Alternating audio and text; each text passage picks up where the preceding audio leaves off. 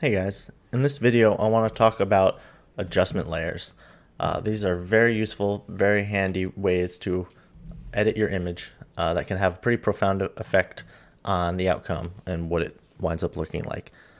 Just great ways to edit in general. So let's go over a few of the ones I found really useful. I'm going to bring up a photo that we'll use to demonstrate some of these. It's just a picture I took at a local zoo. I thought it was a good candidate to show off some of these things. So the first one I want to talk about, I would say, is arguably the most important, or at least the one I find. They're all pretty important, but I find it really useful. So we're going to talk about them. Let's see here. So how we access these, there's multiple ways to kind of add adjustment layers. I usually use this little black and white cookie down here. You click that, it pops up with a bunch of them. And then you click them and they pop up. So for example, I'll click levels here and then it shows up like another layer. And what this allows us to do then is make edits to everything underneath that layer. Anything above it, just like a regular layer, will appear as it does default. But with this on, anything under it will change. So what we're going to look at here, this is basic one right here, levels. I used to use this a bunch before I started looking at curves. Still very useful, a more simplified curves from what I can gather. So how to use it? What it does basically is it lets you adjust your values, which is really nice. So you get these three handles. This one is your highlights, essentially. This is your darks and your midtones. And by clicking and dragging any of these, you get to choose how you're manipulating those. So I could bring the darks and make everything that's above. So this might be right like 80% dark, and I'm making that now it's going to black, right? So I can pull the darks up by doing that, and then on the other hand, I can take the light side and pull that down, and it's going to make everything that is there and lighten it. So you're kind of like squashing the values, and you could do the same with the middle one. It's kind of moving where the neutral is, and so immediately you can see just by me pulling that up, we're introducing more darks in areas that were previously gray, and we're kind of clamping the lighter values up higher.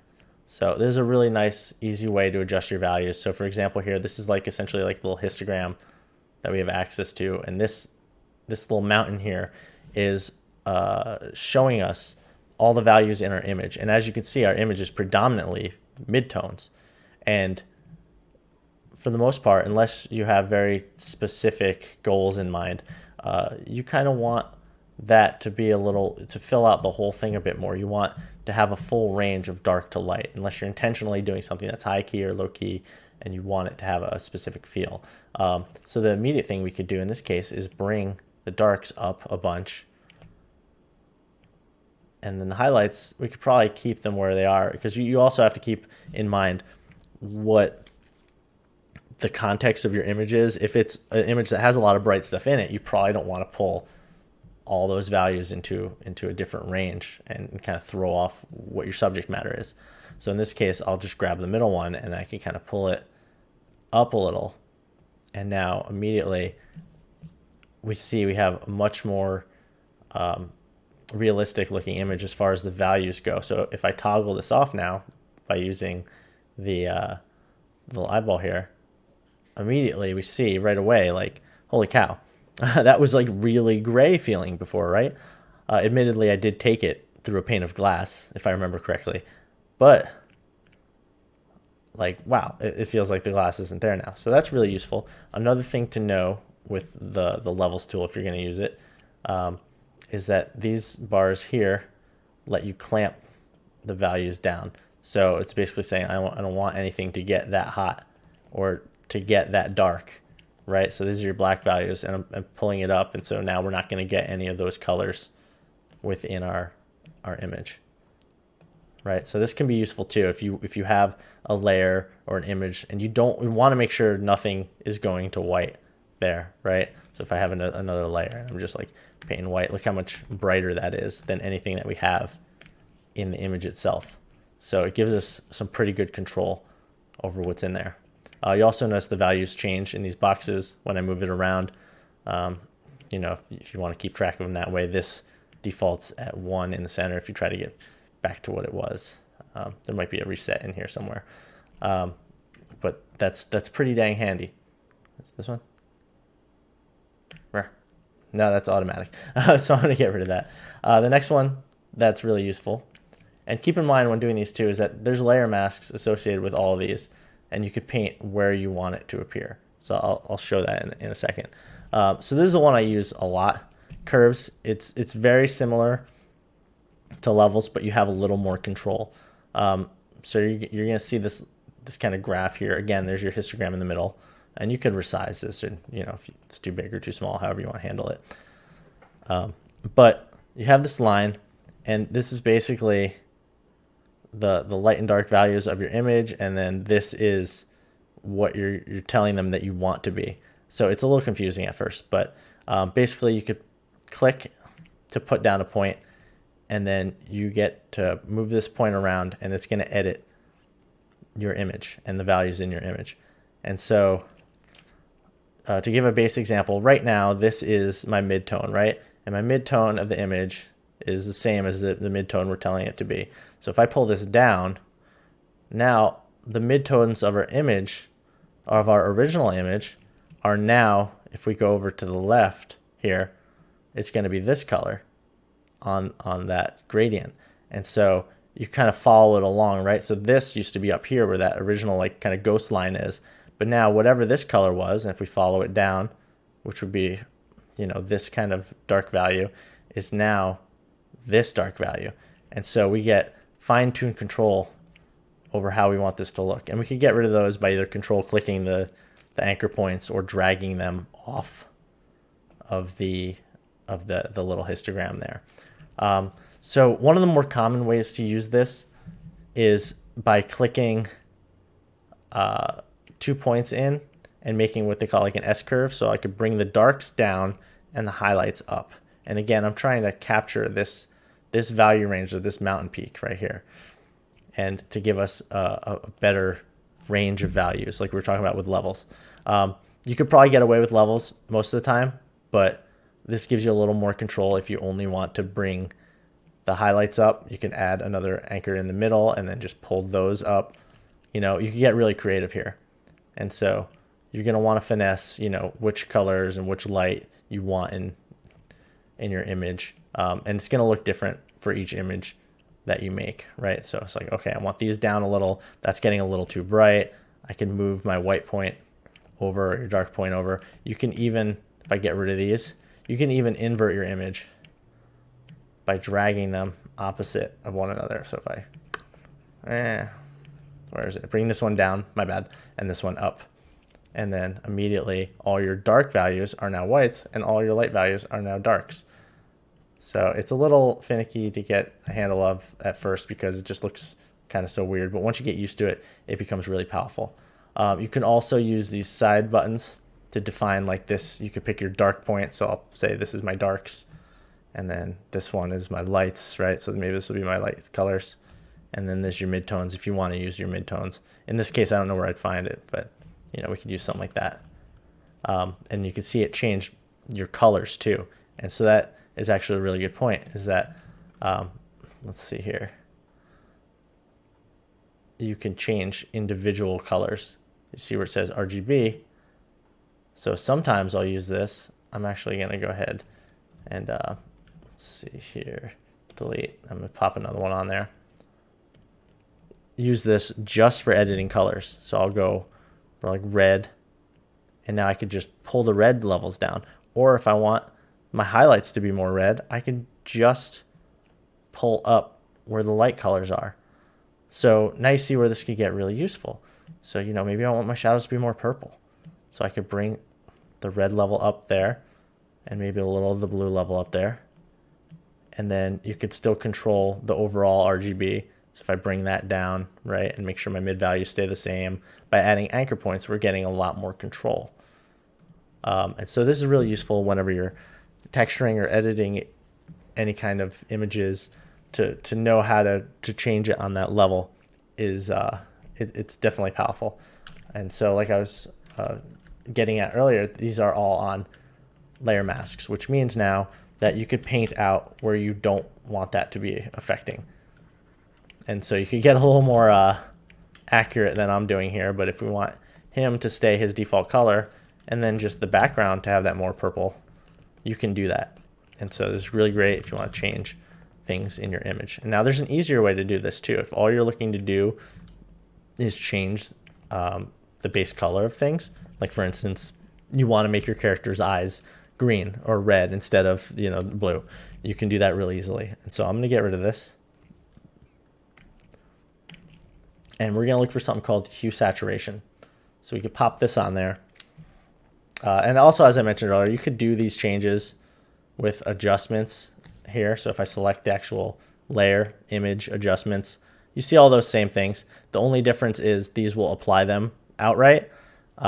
Whereas doing it in the layer, you could show or hide it. You could turn the opacity down, etc. And so now it looks like this.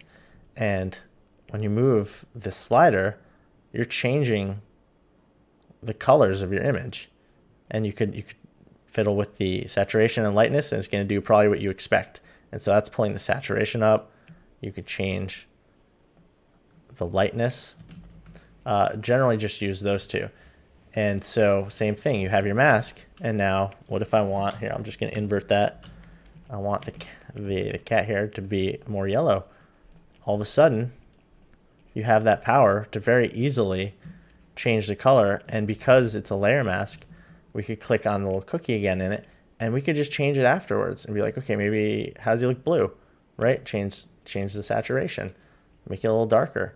You have that power, which is really nice and handy. I use this all the time. There's also this little colorize thing here. This is really useful if something is like black and white. You click that, and then you could fiddle with the color and the saturation, and it will colorize it. Very useful. One other thing with the hue saturation, so I'll put on one more, is that I believe it's this button right here. If you click this and then pick a color, it's going to do its best to only change those colors now. So you see, I didn't make a manual selection. I just used this hand to click, and now I'm just changing those. And so you'll notice this changed to cyans. You could actually choose those specifically if you want. So if I go to yellows now, it's going to change like the yellows. But you can use this to manually pick, and it'll do its best to choose everything in that same color and change it. There's definitely a little more involvedness if you want to mess with this stuff. But for the most part, those are the things that we use the most. So I'll get rid of that one. Another good one to be aware of is color balance. This I use mostly when I'm feeling like the colors aren't exactly right, or I want to do a little more with them. I'll throw color balance on, and this kind of lets me harmonize the colors a bunch. So you'll see there's 3 different kind of lines here of color. They're all opposing, and it lets you drag the image towards those. And it will kind of unify all the colors in that image. So I turn it off. Now it's kind of glazing it, essentially. And it's doing it to all the midtones. So maybe you just want it in the shadows. Well, you can go ahead and you actually choose if you want to affect the shadows, the highlights, or the midtones. And so now the problem here is because this was a very midtone heavy image that we saw at the beginning, it's going to kind of apply it to the whole thing. But still, it's very valuable, and you could play with each individually to kind of pull out different areas of color. And immediately, though, to me, that has a nice, more interesting color vibe going on, right? And so we could pop that on. We could even try, if we're curious and bold, throwing on levels there first, and we can kind of go to where we were before to get more of a stark image there, and then apply it and use our opacity now and say, okay, maybe that was too much, or maybe this one is a little too much, and you could affect it in the opacity, or you could paint it into the layer mask. So you have a wide level of control here, but immediately just with those 2 things, with levels and color balance, a much more appealing image, or at least a very different colored one. So super useful. Definitely play with that a bunch if you want to unify your colors, or if you feel they're too scatterbrained, it's kind of glazing over top of it. It'll bring them together a little more. So getting rid of those, there's two more things I wanted to show you. The next one is a quick one. It's just black and white. This is useful if you just want to see your image in grayscale. It has some edits here. I don't generally use them. I probably should look into this a little more, but you can edit those individually. But I'll use this, honestly, just to check my values when I'm painting a texture or looking at, a concept. I'll toggle that on. Told it gives you a better, more accurate result taking the color's own values into equation than simply putting a hue saturation and setting that to, minus 100 as far as saturation goes. So that's useful. And now the next one that I think is super handy and I use a lot, both when concepting and texturing and just in general. I made a little quick example here. Let me close this out. I did a little quick sketch here in black and white just to use as an example. And so what I want to show you is gradient maps. So what a gradient map is it plots colors that you choose along your values of black to white. So you're essentially assigning, okay, I want my darks to be blue, and I want my midtones to be green, and I want my highlights to be yellow in as much granularity as you like. So what that looks like is I have a temporary one here that I put on, and you could see it colorized him, and all the values that match go into their corresponding colors. And so what it looks like if I click this is that here's your darks, here's your black, and here's your white. And I essentially, if I click this now, you can see this is what you start with usually. Well, you should. If you haven't messed with them before, you'll see something like this. And now how we can mess with this is if we click somewhere in here, it adds another step. And we can change that color, and it's going to apply that color to the image. Now, one important thing here that I didn't point out, and the reason that this didn't make a difference when I added it, is I have it set to color right now, which means that it's not going to change the values. Normally, gradient maps will change your value too. So if we put it on normal, actually, I'm going to leave this one in color. We'll add a new one. So I'll put this back in color, turn that off. Let's add a new one. We'll just create one from scratch to show you guys. So gradient map. Now this one was all white, so no wonder it disappeared. So now if I click that one to start with, and even if we drag these around, we're going to see now this, 65% dark or whatever it was, that 65% dark gray is now turned to black or whatever was near it. And so that's kind of handy to think about, like ways to change your values. And you can use this in any way you kind of want. So now if I add one here in the middle, all my midtones are now that color. So we can use this, and I'll try to keep, if I'm not using the layer mode of color, I'm going to try to keep this in a similar value range. But like I said, you can actually change the values of whatever base image you're using, but I'll try to keep them relatively the same. So now my midtones are like a blue, and I could add another one down here. Maybe I want my darker colors to be more purple. And so I'll find like a similar value. That way the image still looks recognizable. And you could choose how much saturation you want. You could also click these little diamonds in the middle to adjust, how much gravity it has towards the one color or the next, right? And so up here, like I said, there's no limit. We could put black for your highlights. That might be something you want. You could get some fun results messing around with just some crazy colors. In this case, I'll just make it like a light purple, and then I'll get rid of the black down here by clicking and dragging off. And then maybe I want something a little darker there. That's like a dark, cyan, or actually maybe we get a little lighter. It's like a light green teal. And immediately what this is useful for is that we can use this as a way to colorize our things a lot better than just clicking colorize and hue saturation. And it's a great starting point for stuff like texture. So if you paint in black and white, or you like the concept in black and white, you can put something like this down to get a nice base of color. And then we'll give them one more color here. There we go. and then you notice the pink is gone. That's because I didn't have any colors that bright. So if we pull these down a bit, or if I change the gravity of this, we're getting that pink back. And so now we can use that to paint over. If we want to do, you know, a more specific painting now, we have those colors to start with, and we can go through and say, you know, I want to soften this up, or I want to, however you want to handle it, it's up to you now. But you had a much nicer way to get to a starting point, and it's editable after the fact. And so just out of curiosity, if we turn this one to color, it's going to keep the values where they were and just change the color of it. So you notice the background immediately changed color because we made it a darker value than it was. But either way, I hope that made sense. Let me know if you have any questions.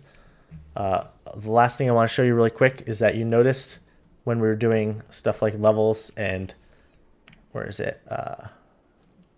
Gradient maps, or not gradient maps, sorry, curves. This right here, the histogram, I'll bring that picture back. You can see this individually by going Window, Histogram, and this will give you an idea of what colors you could sort it through, but it kind of lets you see the value range of your image as a whole. So this is useful. Maybe you leave it up while you're coloring or painting, and you notice, oh wow, I'm missing a lot of darks. Maybe I didn't push, you know, my values enough, or I'm you know, lacking in a certain area of my values, and that kind of just lets you keep it in mind a little more, because sometimes it's easy to not see it when you're deep in texturing or deep in painting. You might not notice those things as readily. So just something to keep in mind there.